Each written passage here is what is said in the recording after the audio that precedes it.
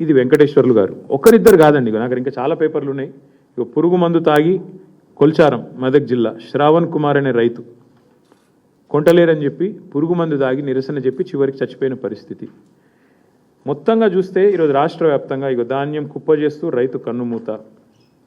ఒకటి రెండు కాదండి, ఇట్లా ఇప్పటికి కేవలం కొనుగోలు కేంద్రాల్లో చనిపోయిన రైతులు దాదాపు 10 మంది పైనే ఉన్నారు.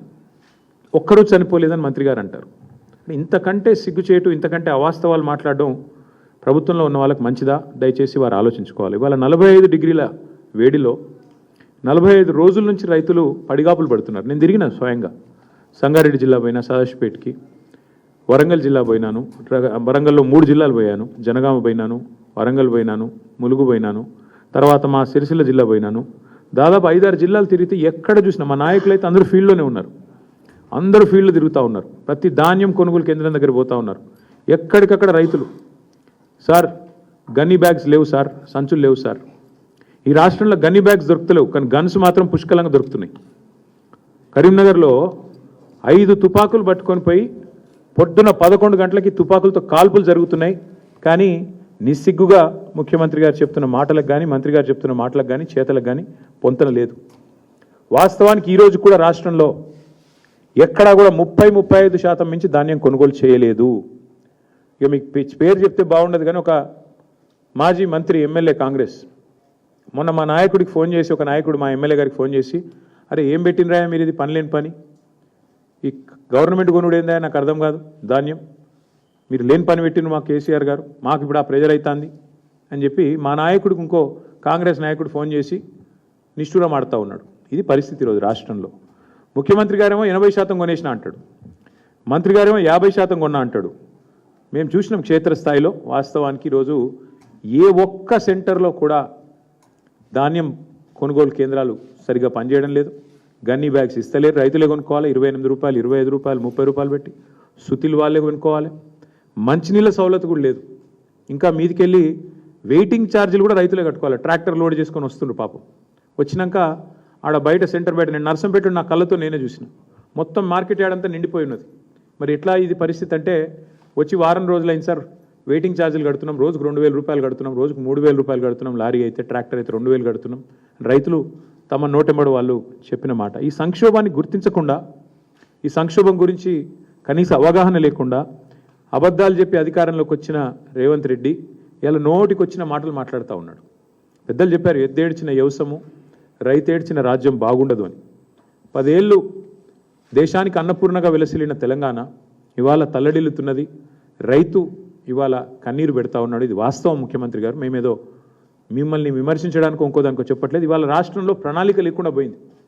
యూరియా దొరకదు, రైతు బంధు వేయరు, మీరు రుణమాఫీ మొత్తం చెయ్యరు, ఆఖరికి పంట కష్టపడి పండిస్తే మీరు ఇచ్చే అరకొర కరెంటుతోని పంట కొనుగోలు చేయరు. మీ పాలసీ స్పష్టంగా కనబడతా ఉన్నది. ఏంది మీ పాలసీ? మేము కొంటే ధాన్యం 2400 ఇవ్వాలి, వరే మొక్కజొన్న అయితే 3600 ఇవ్వాలి.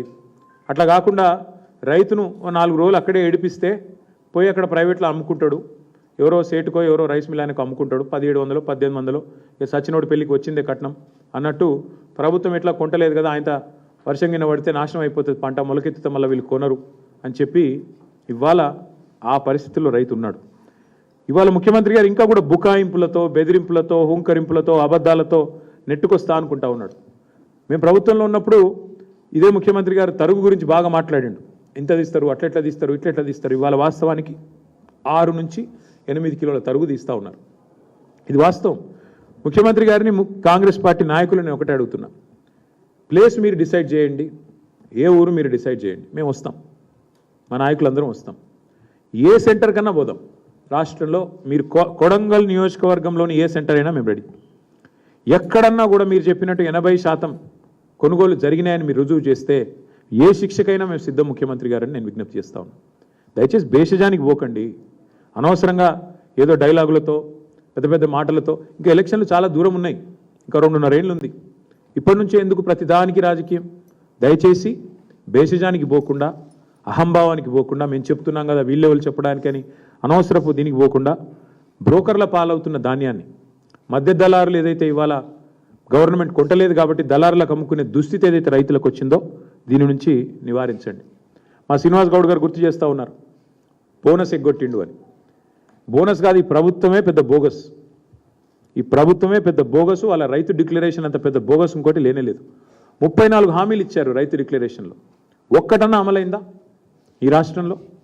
4 ఏళ్ల కిందట రాహుల్ గాంధీ గారు వచ్చి వరంగల్లో మీటింగ్ పెడితే అదే రోజు మళ్ళీ మేము మొన్న పెట్టాం రైతు సంగ్రామ సదస్సు అని వరంగల్లో పెట్టినాం. ఆ రోజు అడిగాను నేను, ఎంతసేపు ముఖ్యమంత్రిని తిట్టిండి. నేను ముఖ్యమంత్రిని తిట్టలే. రైతు బంధు వేయకుండా ఉండేందుకు మేము ఏమైనా దివానగాళ్ళమా అన్నాడు ముఖ్యమంత్రి. నేను అదే గుర్తు చేసిన. ఇప్పుడు ఏని దివానగాడు కూడా నేను అడిగిన.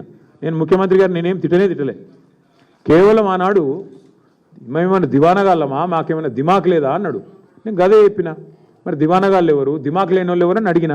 దానికి అసలు విషయం చెప్పకుండా రైతు బంధు ఇప్పుడు 4వ సారి సక్సెస్ఫుల్గా ఎగ్గొట్టారు ఈ ప్రభుత్వం వచ్చాక. అట్లాగే 15,000 ఇస్తామని డైలాగులు కొట్టారు. ఆ ఇచ్చిన ఒక్కసారి 12,000 ఇచ్చినారు. ఇక చెప్తూ పోతే చాలా ఉన్నాయి. విత్తనాలు దొరకవు, యూరియా దొరకదు, షాపులో లేదు కాబట్టి దాచిపెట్టేందుకు యాప్లో అని చెప్పి యాప్ డ్రామాలు. ఇవన్నీ రైతులు చూస్తున్నారు ముఖ్యమంత్రి గారు. మీ హుంకరింపులు, మీ అబద్ధాలు.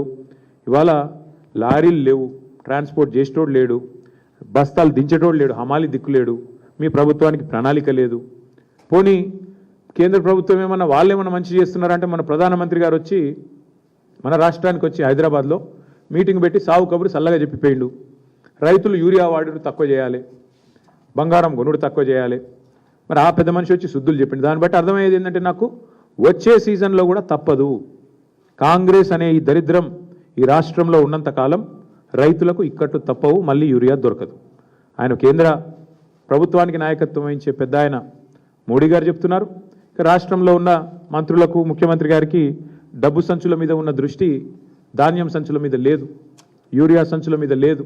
కాబట్టి మరి ముందస్తు ప్రణాళికలు లేవు, ప్లానింగ్ లేదు, ముఖ్యమంత్రికి అసలు సోయలేదు. గన్నీ బ్యాగులు దొరకవు కానీ గన్లు మాత్రం బాగా దొరుకుతున్నాయి. ఇది మీకు తెలుసు, నేను చెప్పక్కర్లేదు దానికి మించి. చివరికి టార్పాలిన్ కవర్లు కూడా ఆఖరికి ఇప్పుడు వర్షం వచ్చేసింది, దగ్గరకు వచ్చిన టైం, టార్పాలిన్ కవర్లు కూడా ఇచ్చే దిక్కు లేదు ఇవాళ ఆ కేంద్రాలలో. మళ్ళీ రైతులే తెచ్చుకోవాలి, రైతులే కాపాడుకోవాలి.